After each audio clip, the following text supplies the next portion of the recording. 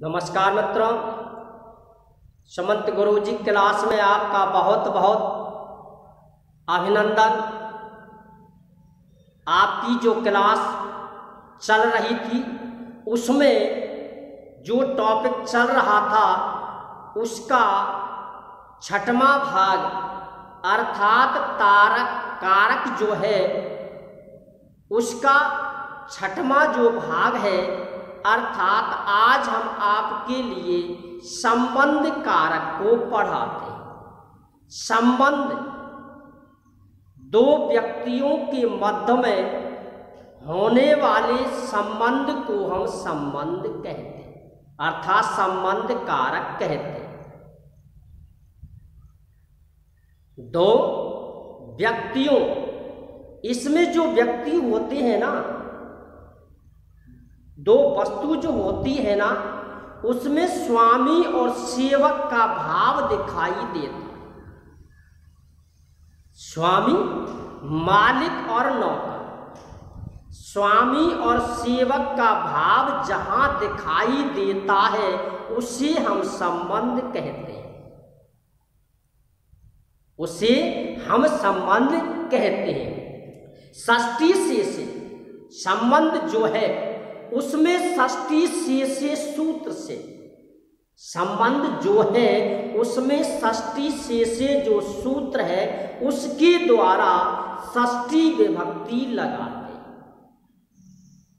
संबंध में षष्ठी से सूत्र से षष्ठी विभक्ति का प्रयोग किया जाता। इसे हम कारक नहीं मानते क्योंकि इसका संबंध क्रिया से नहीं होता है, इसलिए इसे कारक नहीं मानते। तो कारक का नाम है संबंध कारक।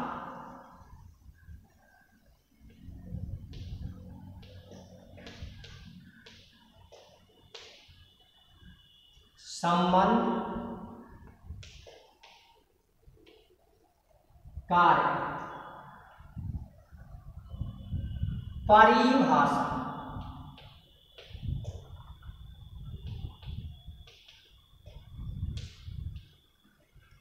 जहां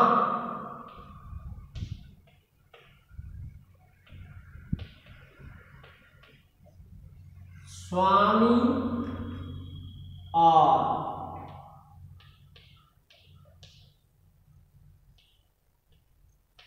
सेवक का भाव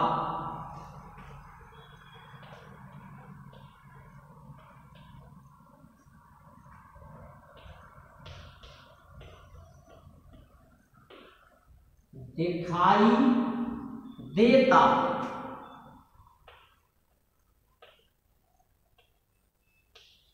जहां स्वामी और सेवक का भाव दिखाई देता है उसे हम संबंध कहते हैं। उसे हम क्या कहते हैं? उसे हम संबंध कहते हैं। जहां स्वामी और संबंध का भाव दिखाई देता है उसे हम संबंध कहते हैं। देखिए, इस संबंध का जो चिन्ह है वो है का, की और के। इन चिन्हों से दो वस्तु एक दूसरे से जुड़ी हुई होती है। इन चिन्हों के द्वारा ही दो पदार्थ एक दूसरे से जुड़े हुए रहते हैं और ये चिन्ह ही उन दोनों का संबंध स्थापित करते हैं। ये चिन्ह ही उन दोनों का संबंध स्थापित करते हैं। देखिए, अगला सूत्र है षष्ठी शेष। ये सूत्र है, इसका मतलब है कि संबंध में, इसमें संबंध में षष्ठी लगाते हैं। संबंध में इस सूत्र से षष्ठी विभक्ति लगाते हैं। कौन सी विभक्ति लगाते हैं? षष्ठी विभक्ति लगाते हैं। जैसे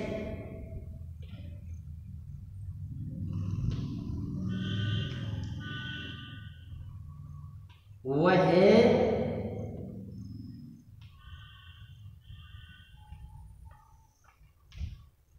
राम की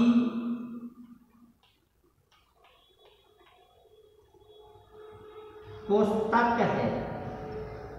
अब देखिए, करता है वह, ठीक, राम की पुस्तक, राम ये स्वामी है और ये जो है ये इसके अधिकार की वस्तु, चाहे इसे आप सेवक माने, चाहे इसे आप नौकर माने, यानी कोई वस्तु किसी के अधिकार क्षेत्र में होती है, उस पर नियंत्रण होता है, तो उसमें इस सूत्र से षष्ठी विभक्ति लगा। तो देखिए, ये है सेवक। अब देखिए, वह राम की पुस्तक है, करता है वह। अब वह किसके लिए आया है? पुस्तक के लिए। ये सर्वनाम है, ये संज्ञा है। संज्ञा और सर्वनाम क्या चीज? संज्ञा प्लस सर्वनाम, इन दोनों में विभक्ति लगाई जाती है समान।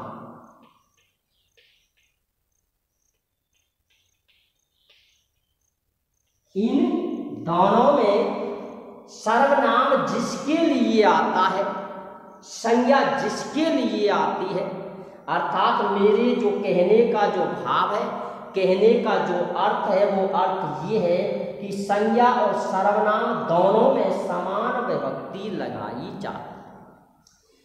वह किसके लिए आया है? पुस्तक के लिए।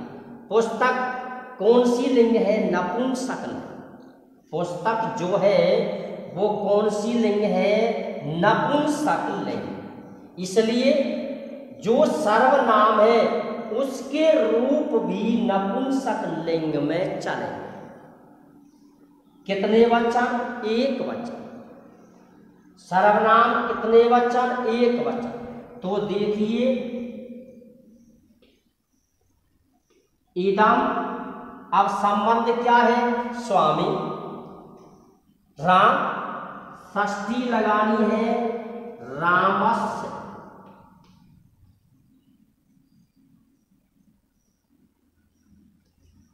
पुस्तकम,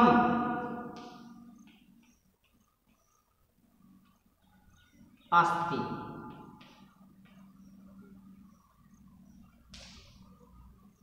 अब देखिए, इदम, इदम माने होता है यह, अयम माने होता है यह, और यहाँ है वह।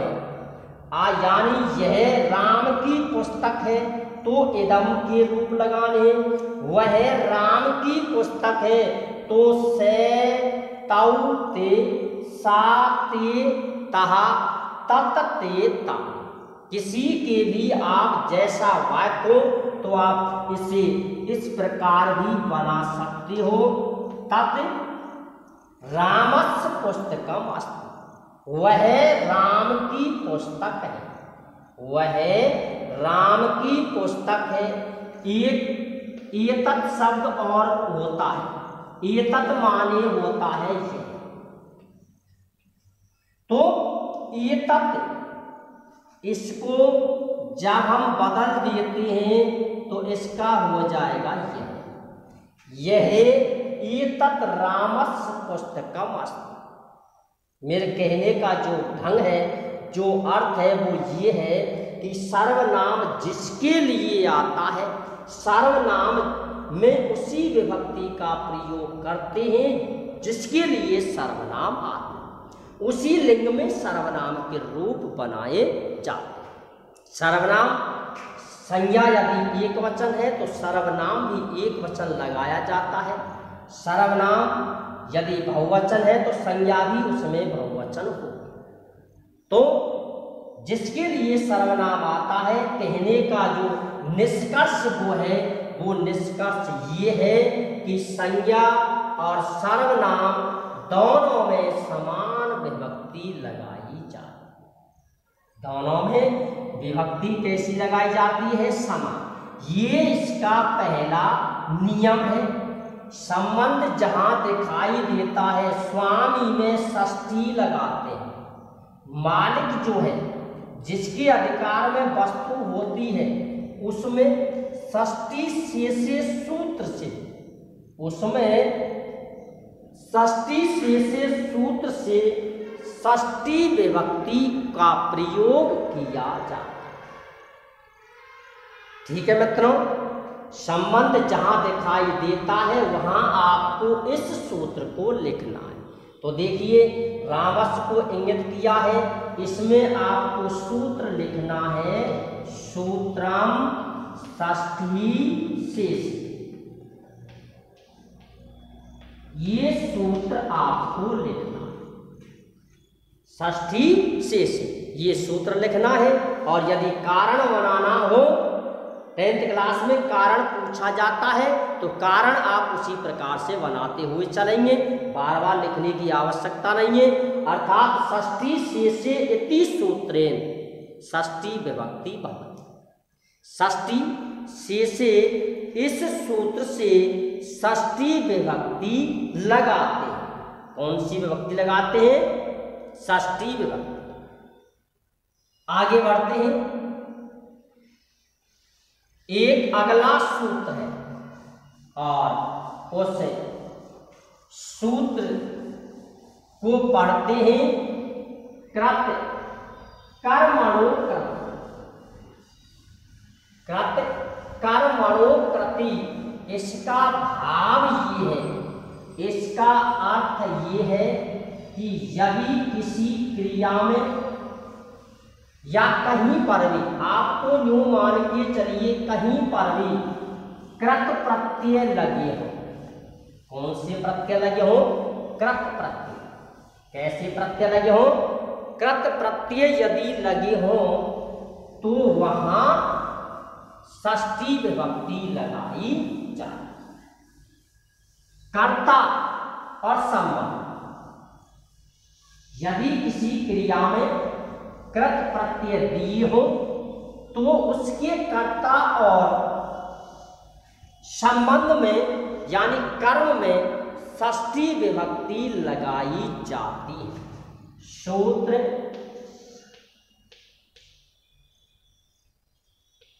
नंबर 2।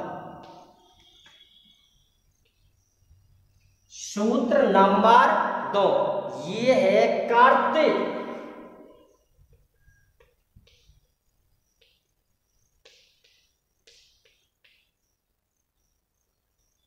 कर्मणो कृति, ये सूत्र है। कर्तृ कर्मणो कृति, कर्ता और कर्म में, कर्ता और कर्म में इसका नियम बनेगा।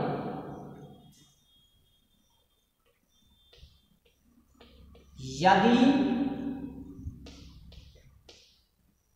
कृत प्रत्यय दिए हो, कौन सा प्रत्यय लगा हो? कृत प्रत्यय। और ये जो कृत प्रत्यय है ना, ये क्रिया में लगाए जाते हैं, यानी धातु। ये जो कृत प्रत्यय है ये धातु में लगाए जाते हैं। यदि धातु में कृत प्रत्यय लगा हो, ये नियम बन गया। यदि धातु में कृत प्रत्यय लगा हो तो कर्ता और कर्म इन दोनों में षष्ठी विभक्ति लगाते हैं। यदि किसी क्रिया में कृत प्रत्यय लगा हो तो उसके कर्ता और कर्म में, तो उसके कर्ता और कर्म में इस सूत्र से, कौन सा सूत्र है? कर्त कर्मणो कृत, इस सूत्र से षष्ठी विभक्ति लगाई जाती। कौन सी विभक्ति लगाई जाती है? षष्ठी विभक्ति लगाई जाती। देखिए जैसे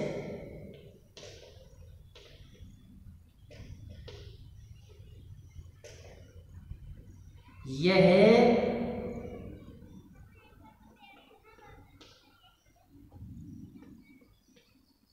कालिदास की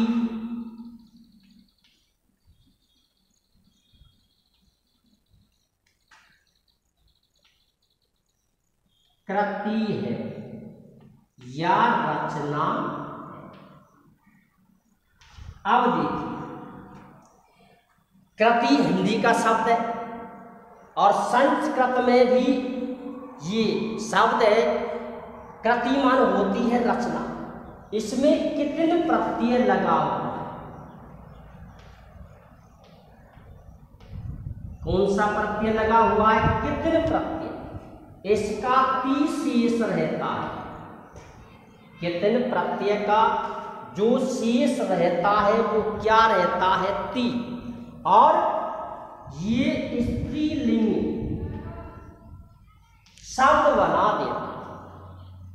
कितने प्रत्यय जब लग जाता है तो वो स्त्री लिंग बन जाता है। कौन सा लिंग बन जाता है? स्त्री लिंग बन जाता है। तो देखिए, इसका मालिक कौन है? कालिदास। कोई दिक्कत ही नहीं है इसमें। तो इसमें तो आपको कहीं पर भी कोई दिक्कत नहीं। अब देखिए, यह किसके लिए आया है? कृति के लिए। कृति कौन सी लिंग है? स्त्रीलिंग। इसलिए यह के रूप भी बनेंगे स्त्रीलिंग। कौन सी लिंग में बनेंगे? स्त्रीलिंग में। अब देखिए, इयम कालिदासस्य, यह कालिदास की कृति है।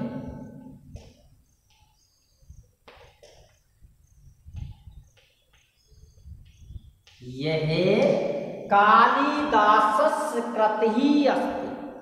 यह कालिदास की कृति है। किसकी कृति है ये? ये कालिदास की कृति है। किसकी कृति है? कालिदास की कृति। अब देखिए उदाहरण नंबर 2। कृष्ण संसार का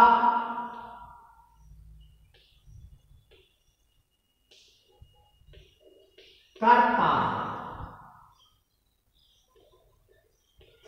कृष्ण संसार का कर्ता है। किसका कर्ता है? संसार का। अब देखिए, कर्ता, इसमें त्रच प्रत्यय लगा हुआ है। इसमें जो प्रत्यय लगा हुआ है उस प्रत्यय का नाम है त्रच प्रत्यय। त्रच का त्रिशेष रहता है।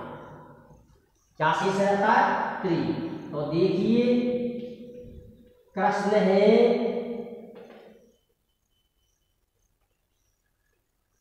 जगत है, कर्ता अस्ति। कृष्ण संसार का कर्ता है। कृष्ण संसार का क्या चीज है? कर्ता। इसलिए यहाँ कितने प्रत्यय, कृत प्रत्यय लगे हुए हैं तो इसका मतलब ये है कि जहाँ कृत प्रत्यय लगे हों वहाँ उसके कर्ता और कर्म में इस सूत्र से षष्ठी विभक्ति लगाई जाती है। कौन सी विभक्ति लगाई जाती है? षष्ठी विभक्ति लगाई जाती है। ठीक है। कृत प्रत्यय किस में लगते हैं? क्रिया।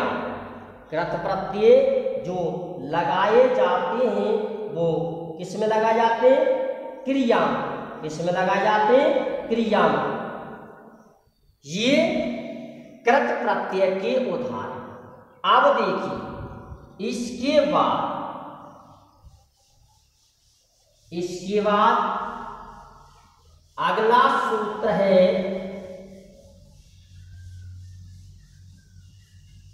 इसी का एक अपवाद भी है और वो अपवाद है कि जब कृत प्रत्यय के योग में, जहां कृत प्रत्यय के योग में कर्ता और कर्म दोनों में षष्ठी विभक्ति का प्रयोग किया जाता है, वहां केवल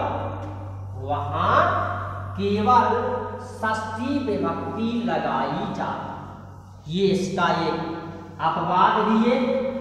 अभयो षष्ठ है, यानी दोनों। तो देखिए ये है कि जब कृत प्रत्यय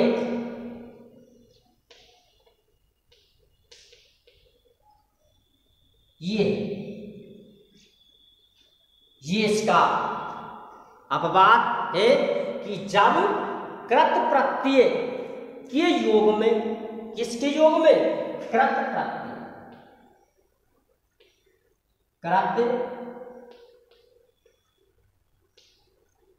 प्रत्यय के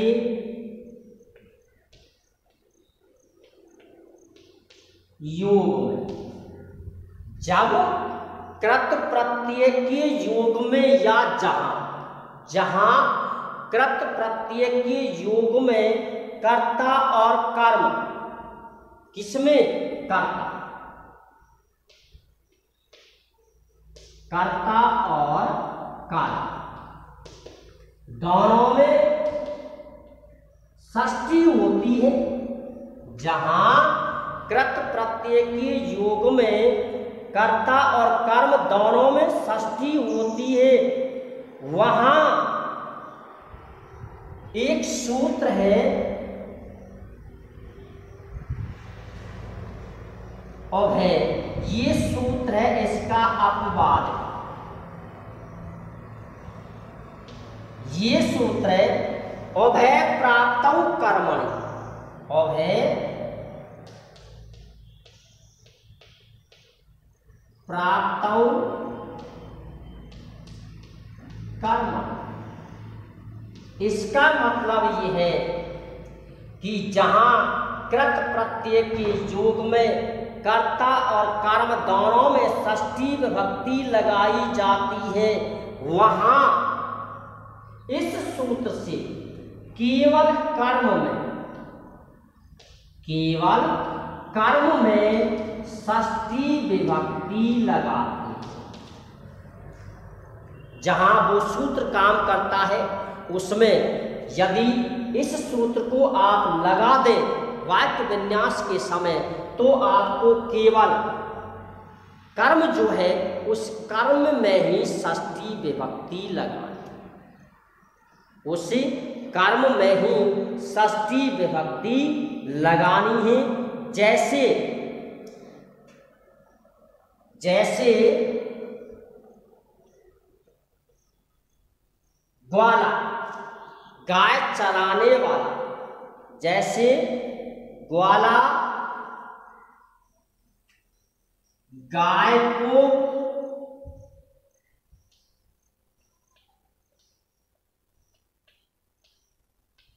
दोहता है। दोहेमान होता है दूध निकाल, दोहेमान होता है दूध निकालना। जैसे ग्वाला गाय को दुहता है, जैसे ग्वाला गाय को दोहता है। ये आश्चर्य है, ये आश्चर्य है। ग्वाला गवाम, ये षष्ठी है। ग्वाला गवाम दुहे।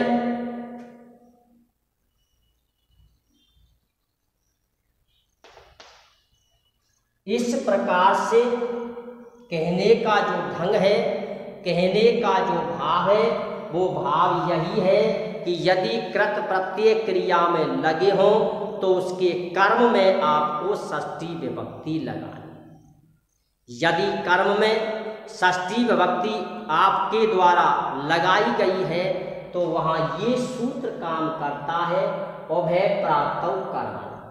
और जब कर्ता और कर्म दोनों में षष्ठी विभक्ति लगी हो तो वहाँ सूत्र काम करेगा कर्त कर्मणो कर्म। ये दोनों में अंतर है। तब वहाँ सूत्र जो है पहला सूत्र काम करता है, और यदि कर्म में ही षष्ठी विभक्ति लगी हुई हो तो वहाँ ये दूसरा जो सूत्र है अपवाद वाला, ये सूत्र काम करता है, ये सूत्र काम करता है। इस प्रकार से ये संबंध कारक के मुख्य जो नियम, इस प्रकार से ये संबंध कारक के मुख्य नियम। इसके बाद एक में सभी के लिए काम में आते हैं। यदि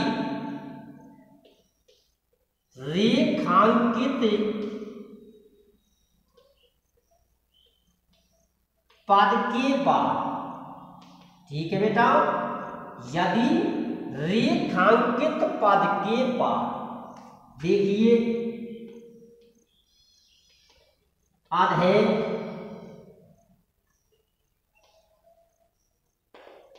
और है,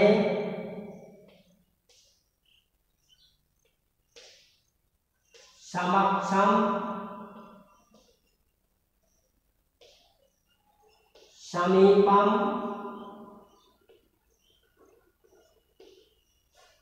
पश्चात,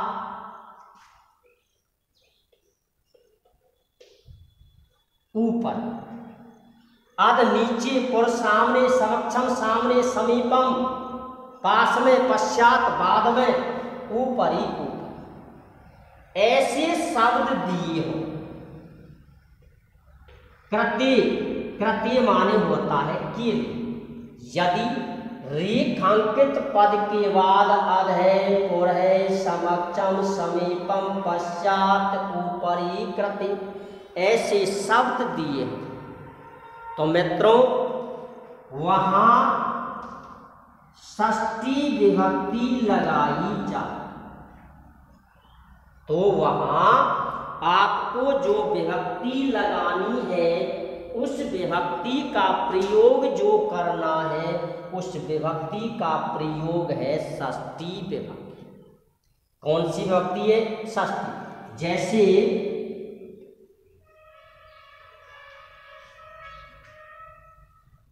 वानरः वृक्षे, अब यहां प्रयोग करेंगे वृक्षस। वानरः वृक्षस्य ऊपरी तिष्ठन्ति। ये वाक्य इसको इंगित किया है अस्मिन् पदे विभक्ति तच्चे कारणम लिखा। तो विभक्ति है षष्ठी, कारण में दिया हुआ है ऊपर। कारण के 3 स्थान है, मूल कारक, रेखांकित पद के बाद या वाक्य के अंत। रेखांकित पद के बाद मिलते हैं अव्यय शब्द या सीधा शब्द भी आप लिख सकती हो, तो कारण बन जाएगा, अर्थात ये कारण बनेगा कि ऊपर। इसको बंद कर दीजिए। शब्दस्य योगे, उपरि शब्दस्य योगे षष्ठी विभक्ति भवति। तो कहने का जो ढंग है, भाव जो है वो ये है कि यदि रेखांकित पद के बाद ये शब्द दिए हो तो वहां षष्ठी विभक्ति लगाई जाए। तो वहां विभक्ति जो लगाई जाती है उस विभक्ति का नाम है षष्ठी विभक्ति। कौन सी विभक्ति लगानी है? षष्ठी विभक्ति आपको लगानी। और भी मैं इसके उदाहरण देता हूं, जैसे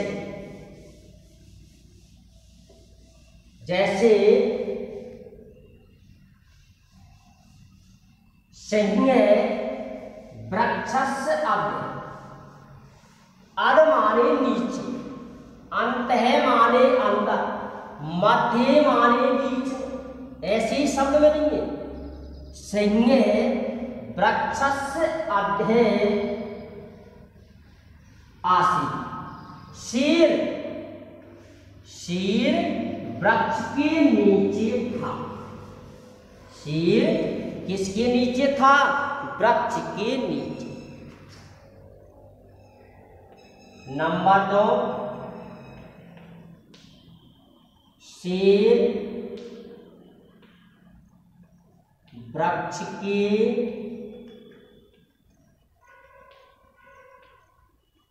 नीचे था। अब देखिए, नीचे माने होता है आधे, आधा माने होता है नीचे। तो इसके योग में मालिक में जो हमें विभक्ति लगानी है वो लगानी है षष्ठी। वृक्षस्य आदि कौन था? सिंह। कौन था? सिंह। कर्ता कौन है? सिंह। क्रिया कौन है? था।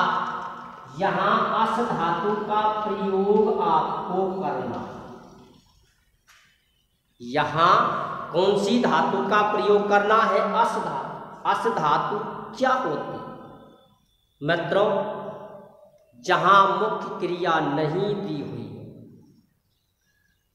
जहां मुख्य क्रिया नहीं दी हुई हो वहां अस धातु का प्रयोग किया जाता है। इसका प्रयोग हम करेंगे, एक इसका अलग से वीडियो जारी करेंगे, इसकी क्लास हम स्पेशली आपके लिए देंगे। जहां मुख्य क्रिया नहीं हो वहां अस धातु का प्रयोग करते हैं। यदि कोई वस्तु किसी के अधिकार क्षेत्र में हो तो वहां भी अस धातु का प्रयोग किया जाता है। इंग्लिश में गुरुजी ने आपको पढ़ाया होगा कि जहां मुख्य क्रिया नहीं हो वहां क्रिया बी की फॉर्मों का प्रयोग किया जाता है, और क्रिया बी की जो फॉर्म है वो है इज, एन, आर, वाज और वर। यानी कि इन क्रियाओं का हम प्रयोग करते हैं। यदि कोई वस्तु किसी कर्ता के अधिकार क्षेत्र में हो तो वह कॉजेटिव वर्ब का प्रयोग करते हैं, और कॉजेटिव वर्ब जो है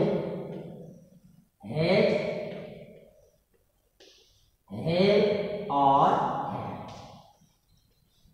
इनका प्रयोग करते हैं। लेकिन संस्कृत का ये नियम है, लेकिन संस्कृत का ये नियमक यदि क्रिया मुख्य क्रिया नहीं हो तो वहां अस धातु का प्रयोग किया जाता। वहां हम कौन सी धातु का प्रयोग करते हैं? अस धातु का प्रयोग करते हैं। तो देखिए, आधे आसी,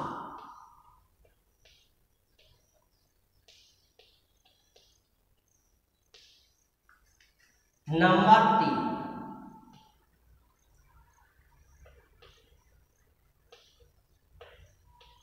जल के अंदर, जल के अंदर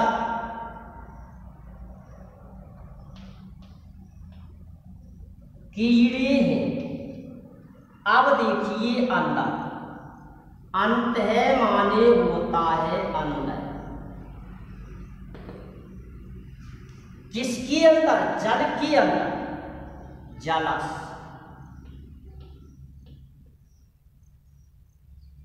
जलस, इसको अंडरलाइन कर दिया। जलस अंत है